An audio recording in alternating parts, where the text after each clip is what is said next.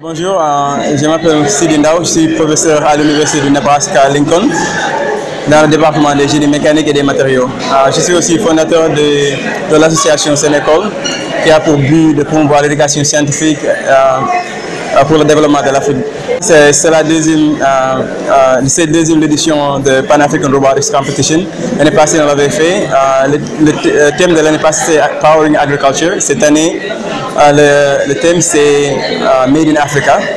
Alors, comme l'année passée, on a eu beaucoup d'élèves de Dakar, mais cette année, on a ajouté les élèves de la région, de hors Dakar. En plus, on a quelques équipes internationales aussi. On a un website en ligne, on a publié le programme. On a un site qui s'appelle parcoursrobotique.org. Et toutes les équipes panafricaines sont invitées à faire des demandes. Et ils ont simplement à faire compléter les formulaires et puis ils seront sélectés. Et on leur dit aussi combien d'élèves ils doivent amener et le nombre de coachs qu'ils doivent amener avec eux aussi.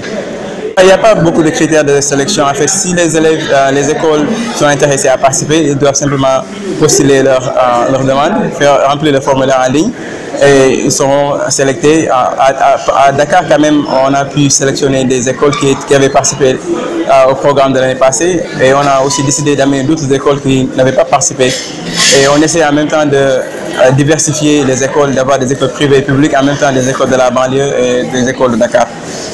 De sorte qu'on a fait la même chose avec les écoles de la région aussi. Cette année, ce sera Made in Africa, ça veut dire que fabriqué en Afrique. L'idée, c'est de vraiment d'inciter ou bien d'inspirer les élèves à penser à l'innovation, à la création, pour qu'on ait une Afrique qui développe des technologies au lieu de simplement faire du service. Il y aura 3 compétitions. L'une des compétitions consiste à développer un produit africain et de présenter. Les 2 autres compétitions consistent à développer des robots et puis les robots vont jouer entre eux et ils vont gagner des points et si l'équipe qui gagne plus de points sera le vainqueur. Et en ce qui concerne les gens qui font des projets, il y aura des juges qui vont voir le travail et leur présentation et à partir de ça, ils vont dire qui sont les meilleurs présentateurs et les groupes qui ont le meilleur projet. Je pense qu'ils sont en train de faire beaucoup de travail là-dessus en étant co-organisateurs de cet événement. On leur vraiment remercie beaucoup pour avoir co-organisé cet événement et on leur aussi encourage de continuer de faire ce travail puisque c'est très important pour le développement de l'Afrique.